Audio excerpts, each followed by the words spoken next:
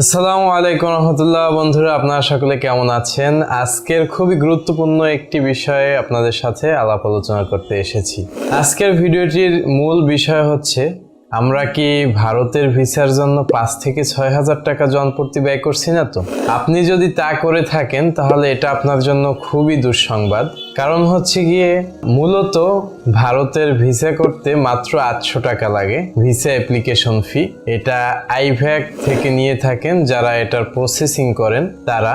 এর বাইরে আর কোনো খরচ কিন্তু নেই ভারতের ভিসা করতে। মূল বিষয়টা হচ্ছে এটাই।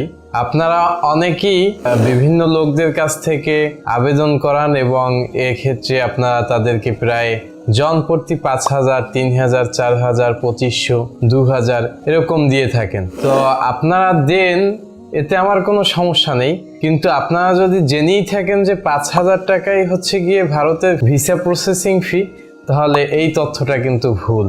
আমি এই বিষয়ে ভিডিওটি এজন্য বানাচ্ছি, আমি যখন ভিসার জন্য ডকুমেন্টস জমা দিতে গিয়েছিলাম তখনই কেউ একজন বলতেছিল, আমার টাকা দিয়ে আমি ভারতে যাব, একটা অ্যাপ্লিকেশন করতে আমাকে 3,000 টাকা দিতে হয়েছে, আপনারা কেন এটাকে রিজেক্ট করে দিয়েছেন? তো এই ধরনের একটি কথাবার্তা সে ওখানের যারা ডকুমেন্টস গ্রহণ করতেছিল তাদেরকে বলতেছিল। এখানে গুরুত্বপূর্ণ ব্যাপার হচ্ছে যে কখনোই তারা আপনার কাছ থেকে 3,000, 4,000, 5,000 টাকা গ্রহণ করছে না, তারা মাত্র 800 টাকা গ্রহণ করছে।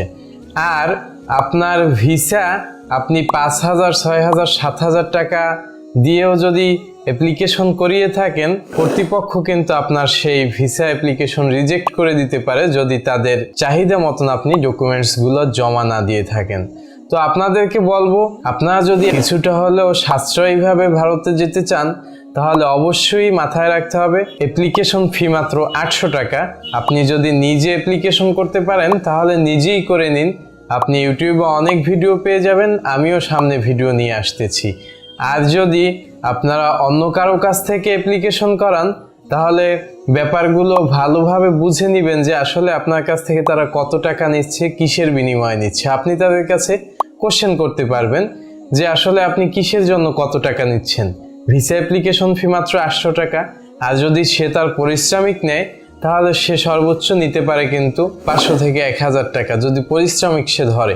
এখন ব্যক্তিভেদে পারিশ্রমিক ভিন্ন হতে পারে, প্রফেশনালসরা কিন্তু সেক্ষেত্রে 5,000 এটা চেতে পারে। আমি এটাকে কোনোভাবেই খারাপ মনে করব না, কারণ যার যার সময়ের মূল্য তার কাছে। কিন্তু আপনি কি আসলে 5,000 দেওয়ার জন্য প্রস্তুত কিনা? আপনি কি এর থেকে কমে যদি কোনোখান থেকে ভিসা করাতে চান তাহলে সেটা আপনার জন্য ভালো হয় কিনা, সেটা হচ্ছে ম্যাটার। এখন যেই লোকটা 5,000 দিয়ে আসলে আপনাকে ভিসা করিয়ে দিচ্ছে সে বেশি নেই কিনা, অথবা আপনি এর থেকে যদি কিছু কমে করাতে পারেন তাহলে আপনার জন্য ভালো হয় কিনা, এই বিষয়গুলো বুঝে শুনেই আপনি কিন্তু ভিসা অ্যাপ্লিকেশন করাতে পারেন যে কারো কাছ থেকে। তো আমি আপনাদেরকে এই ইনফরমেশনটাই দিলাম যে ভারতের ভিসা অ্যাপ্লিকেশন যে কোনো ভিসার জন্যই বাংলাদেশিদের জন্য মাত্র 800 টাকা। তো আপনার কাগজপত্র যদি সব ঠিকঠাক থাকে তাহলে নিজেও যদি অ্যাপ্লিকেশন করেন, নিজেও যদি ডকুমেন্টস জমা দেন, সেক্ষেত্রে আপনার ভিসা কিন্তু হয়ে যাবে।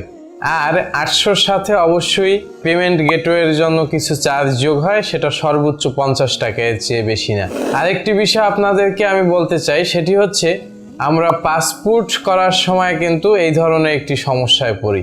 আমরা কিন্তু প্রায় 10,000 টাকা দিয়েও অ্যাপ্লিকেশন করে থাকি মাত্র 5 বছরের জন্য, যেখানে সরকার কর্তৃক নির্ধারিত 5 বছরের জন্য ফি হচ্ছে 4,100 টাকা এবং 10 বছরের জন্য রেগুলার ফি হচ্ছে মাত্র 5,750 টাকার আশেপাশে। তো আপনারা যদি রেগুলার বেসিসে পাসপোর্ট করেন এটা হচ্ছে রেগুলার ফিস, কিন্তু আপনারা যদি খুব আর্লি পাসপোর্ট পেতে চান, এটা ভেরিয়েশন আছে, একটা 15 দিন আর একটা হচ্ছে মাত্র 3 দিন, সেক্ষেত্রে কিন্তু এটা বেড়ে যেতে পারে। এর তথ্যটা আমার কাছে সঠিক নাই, এটা যদিও একটা এক্সট্রা তথ্য দিতে চাচ্ছি সেজন্য আমি বিস্তারিত আর নাই বললাম। তো আপনাদেরকে বলবো, আপনারা যদি ভারতে যেতে চান এবং এর জন্য ভিসা করাতে চান তাহলে এই ব্যাপারটা যদি আপনারা মাথায় রাখেন, আশা করি আপনারা ঠকবেন না। আমি আপনাদেরকে জানাতে চেষ্টা করলাম আসলে ভারতের ভিসার জন্য কয় টাকা খরচ করতে হয় বা কত টাকা লাগে মূলত। সকলকে ধন্যবাদ। আজকের ভিডিও এই পর্যন্তই। সকলে সাথে থাকবেন। আসসালামু আলাইকুম ওয়া রাহমাতুল্লাহি ওয়া বারাকাতুহু।